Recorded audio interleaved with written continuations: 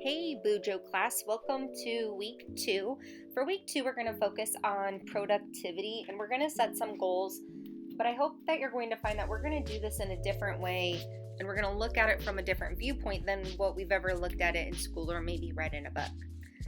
Before we get to that, though, you can see that last week I forgot to go and fill in my index, and so that's what you see me doing here. I'm going back, checking my page numbers, and then I'm adding the page number to the left-hand column, and to the right, I'm writing what is happening there, if it's a collection or if it's an April spread or whatever it may be. So after this, we're going to go ahead and get into the productivity and goals part. Before I wrote anything in my bullet journal, I did go through and type up the different exercises on my computer. This helped me get a good idea of what I wanted to write down, and then I didn't have to edit in my bullet journal. This is completely an option for you. It helped me really get organized, but you need to do whatever works best for you, and you can do all of this work this week in your bullet journal, and that should be no problem at all. So as I write out these spreads, I do want you to know I'm glancing at my computer about the ideas that I've already decided on.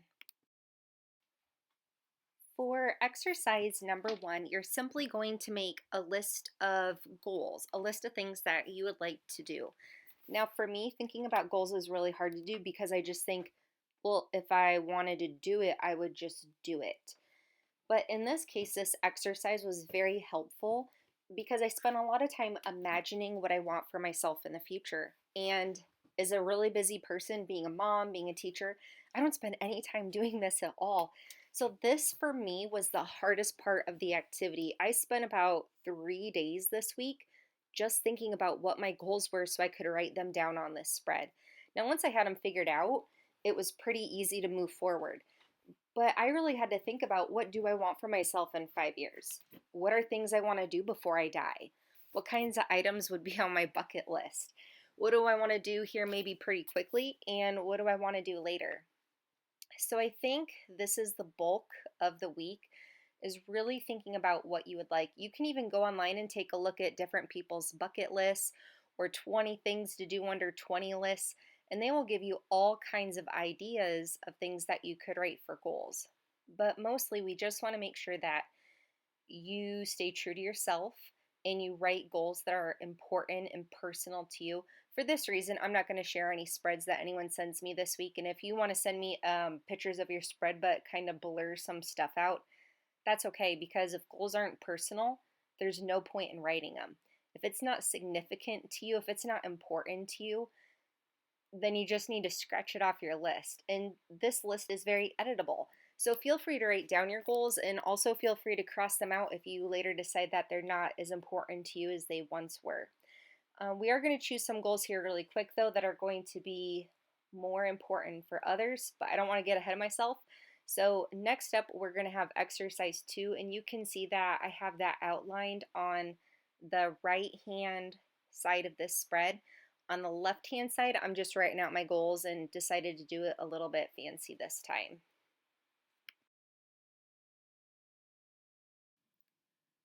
For this spread, I got a little decorative, or at least for me, I took some extra time adding these headers. I was inspired by, gosh, I can't remember whose spread it was last week, but they did this technique where they put a highlighter underneath, and here you can just see I used like a gray mild liner. And then I wrote with a pen in cursive just that same word over it. I thought the person who sent it to me, their idea was kind of cooler because they used different colors, but I really ended up liking the way that spread turned out. Now, as far as my goals, I didn't write a lot, but the few that I wrote took me a long time. My goals include to read 50 books by January, to do more steps, which I'm getting one of those like Vivo Fit bands, so I'll be able to track my steps kind of and then do more the next day. I want to be healthier, which includes things like sleep better, manage my stress better, and eat healthier, drink more water. I want to connect with my friends more. I have friends and I'm super guilty of not contacting them as often as I should. I want to hike a new trail that I'm really excited about. I want to do something new and I want to see that as a victory for me with my broken legs. I also want to pay off my student loan debt, and I can do a whole ramble on that and how you should never have it, because I did the opposite of that, and that was a terrible idea. And lastly, I want to hike a trail that I did before my accident. That's important to me because it would show me that I am where I used to be, that I can accomplish the same things that I used to accomplish. And actually, today is the 1 year anniversary of my accident. And so that's just been on my mind a lot today of the progress that I've made. Now, I can tell you right now, I didn't reach any of my goals on time. When I had a goal of taking a first step, that happened months later. My goal of walking was months and months later. And so everything takes time. I'm fine setting a goal even if I don't achieve it because it still pushes you toward where you want to be.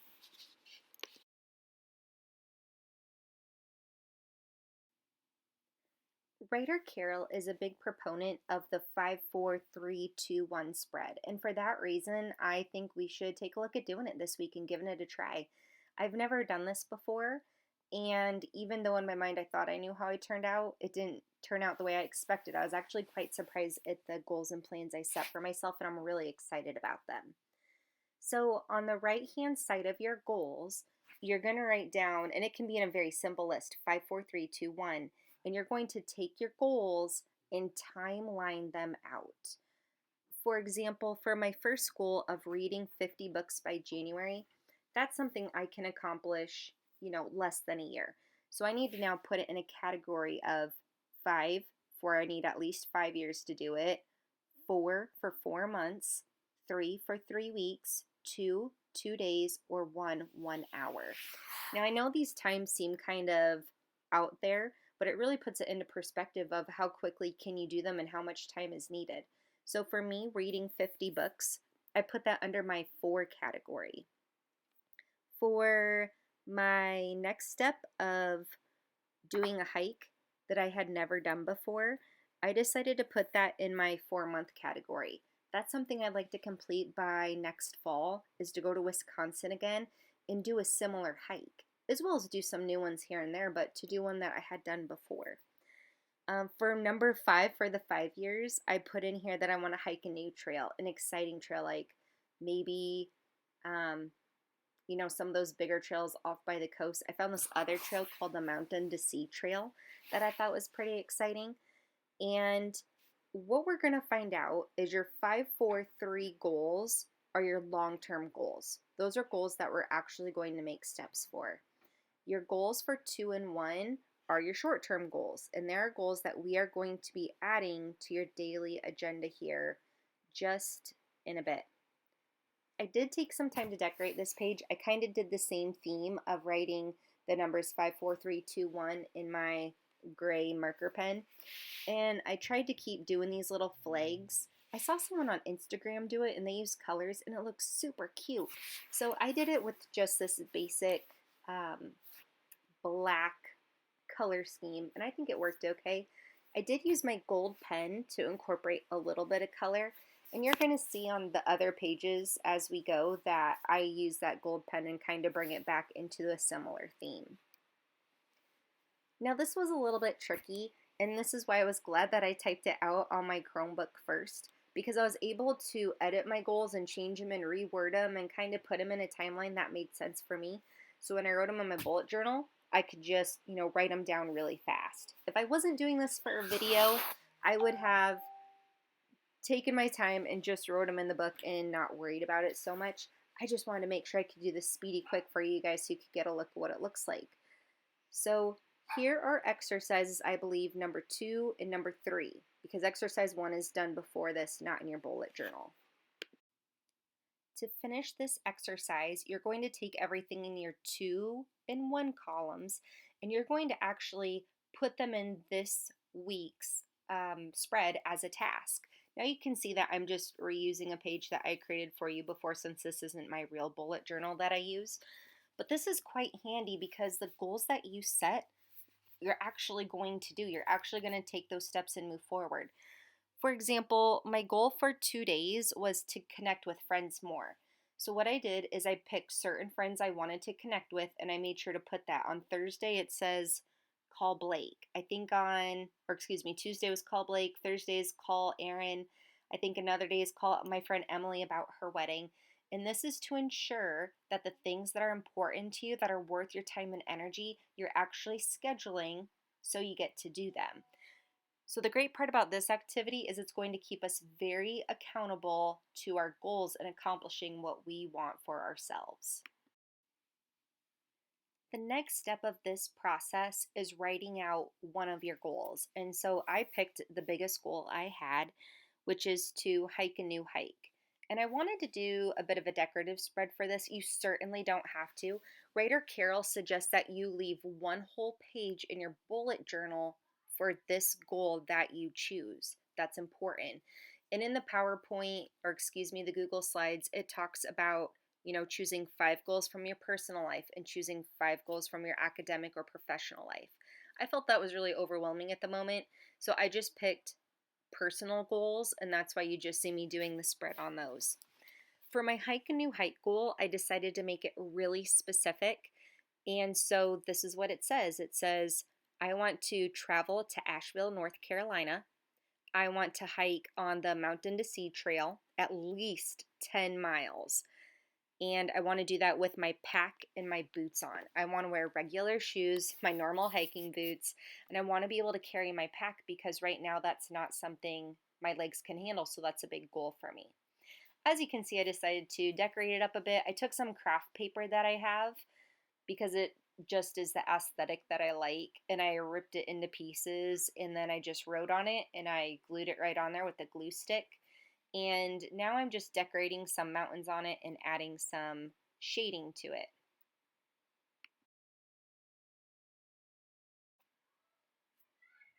Underneath the shading, I am filling out the 5 questions that I have for you in the Google Slides to respond to. The first one says, what about this goal sparked my curiosity? And so I wrote that down, I circled it, and then I just journaled underneath it really quick. The second question, what motivates me to spend time and energy on this? Question number 3, what am I trying to accomplish? Question 4, what will it require? And the last one, what is my definition of success? As cheesy as some of this can be, and I really can't tell you how much I dislike to do stuff like this, or I think I dislike doing stuff like this, I found this really therapeutic to sit down and write why it was so important to me.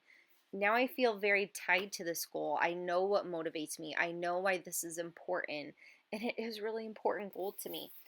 If you feel like you can't take a page or two to answer these questions about your goal, then your goal just isn't good enough. Your goal isn't as important to you or as personal as it ought to be. So you should be able to spend a good 1 or 2 pages just focused on one goal. And I would highly recommend choosing one big goal to work on at a time. You can set up a page for all 5 or 10 of your goals, however you choose to do it. But I would really spend time and energy on one goal at a time, and that is what writer Carol recommends, doing these in very small increments so that we can actually accomplish them. So, all done. Lastly, I took the gold pen I used on the page before and I added some gold stars just to tie the 2 spreads together. Now, writer Carol recommends once you get a big goal that you create 4 sprints as a minimum for that goal. Now, what he isn't saying is to make progress milestones along the way. He says oftentimes that actually causes people to not be motivated to complete their goals. Therefore, by creating sprints, you can focus on your curiosity by completing one small project at a time that leads you closer to your goal. So instead of me saying, I'm going to hike the Appalachian Trail, just like 3,000 miles in 2 years, and that'll be an easy task, I'll just add more and more mileage every day. Writer Carol suggests that I should create sprints, which are independent projects that you set up so you can see how you are doing in your main goal. Therefore, I decided to set up 4 different hikes of different levels of difficulty that I could do along the way. So instead of sitting at home and training and just walking up and down the hill, 100 times, I'm actually going to go on a hike. Now, I already know that I like to hike, but if this was a new hobby, It would probably be important for me to go on one easy hike here in Iowa before I decide to give up 3 months of my life and go hike the Appalachian Trail. Actually, it takes way longer than that. So, this is why it's important to step in slowly. I also gave the example that writer Carol used that if you want to become a chef and you want to learn how to cook, you're not going to go out and buy hundreds of dollars of new pots and pans and different cooking devices and knives. You need to break this down into smaller sprints. So he suggested perhaps working on knife skills and doing one thing at a time and then planning your suppers around using your knife skills to make supper. Now, these are sprints, and if at any time you decide that this isn't for you, that you have satisfied your curiosity, that's okay. You haven't lost anything. It's always okay to decide that something isn't for you. Now, to my spread, I decided to doll this up a little bit. I took that same craft paper and I cut it into 4 different squares. And now I'm drawing on it just some pencil marks to help me cut out. I really want these to look like a Polaroid photo, and I'm not sure if that really comes through, but I don't care because I liked it and I thought it was pretty crafty. This was therapeutic for me after I spent days and days researching what my goal should be and thinking about it and looking through all my hiking books and choosing hikes that I wanted to do. This was something crafty I could do. Now, once again, it's not perfect. I didn't measure everything. I just could sit down and do it, and I didn't care what anyone else thought. Now, I know you get to see this, but really nobody usually gets to see the inside of your bullet journal. My thought is that once I cut these out, I can glue 2 on each page, and I can include information I have about the hikes that I would like to do. Now, while making this video, I compiled a whole list of hikes that I can do, some that are close by in Iowa. I also got some hikes that I want to do in Wisconsin, especially some of those same hikes that I had done before, and some new hikes that I want to do in Minnesota. But I can't do them all, and I think it would be really unhealthy for me to put 100 sprints, if you will, 100 independent hikes in my bullet journal. So I picked the 4 that were most important to me, and I'm giving them space right here. I'm hoping as I go on these hikes that just like you would on a Polaroid photo back in the 90s, that at the bottom of these that are a little bit heavier with the craft paper, that I can write the date of when I went on that hike. As far as what goes in the box, I'm a little uncertain of that at this point. I thought maybe that if I went on a hike, I could find a flower and then dry that flower and press it into the book, although that sounds like a lot of work. So I don't know if I would just maybe draw or doodle kind of what that park looks like or what those hiking trails look like. Maybe it's part of the hike map because you can get different maps when you go out hiking. So I'm just unsure about that, and it's okay for me to not know. That doesn't stress me out. I'm just excited for the opportunity that soon I will get to fill these up. Now, I had no idea how to put these on the page. I kept rearranging them, and I thought maybe that looks silly, maybe this looks silly. And in the end, I just needed to glue them down. So I chose this as my style for this particular spread.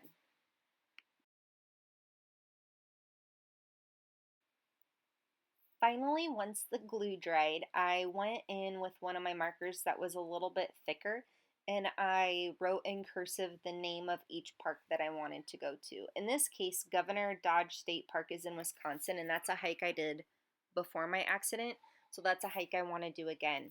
For each hike, I listed information beside it. For Governor Dodge State Park, it's a 5.5-mile loop. The estimated hike time is 2 hours, and the level for that is moderate, and I think that's fair. Now, I realize that I might go to that park and it might take me 4 hours, but once again, what I wrote on the page before, what does success mean to me with this goal? It doesn't mean time. I'm not breaking records over here, and I don't even know how long it took me to go through it the first time. I just want to do it. That's it. I just want to be able to walk the thing and walk back out without being carried by another human being or an ambulance or whatever that may be. So as long as I can physically do it, that's all that matters to me. So I'm not putting a lot of pressure on myself, but I do think these are some pretty big goals. I also have Yellow River State Forest Park, Hickory Hills, and Palisades, I think it's called Kepler State Park down by Cedar Rapids. Now, if you take a look at the Google Slides I created for you, you do need to come up with tasks. That means you need to be able to take a sprint, like one of my hikes, and break it down into at least 2 tasks that you can accomplish this week. So for my 2 tasks, I chose hiking around the barn with my trekking poles. And my other task this week is to hike around the barn with poles and my hiking boots on, which I think is going to hurt my feet pretty bad, but I'm going to give it a go. I'm pretty excited about this. I know it's early, but today I walked around with my trekking poles, and it's so much easier to walk with trekking poles. I should be doing this everywhere, except at school it's probably considered a weapon, because the ends are really pointy. Anyway, just remember you need to go back and you need to add those tasks to this week to help you jumpstart your goal.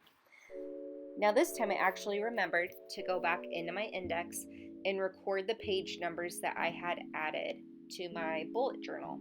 I hope you have fun with this. I know it was really fun for me to go through and do this, and the majority of my work happened way before I even created these pages as I sat down and tried to think about what my goals should be. At the end of this, I do have some pictures of each spread just to give you a little bit more of a look to it. If you have any questions, please let me know as soon as possible. And I can't wait to see your spreads this week. Go ahead and email them to me, and I will be doing another drawing on Friday. Catch you later. Bye.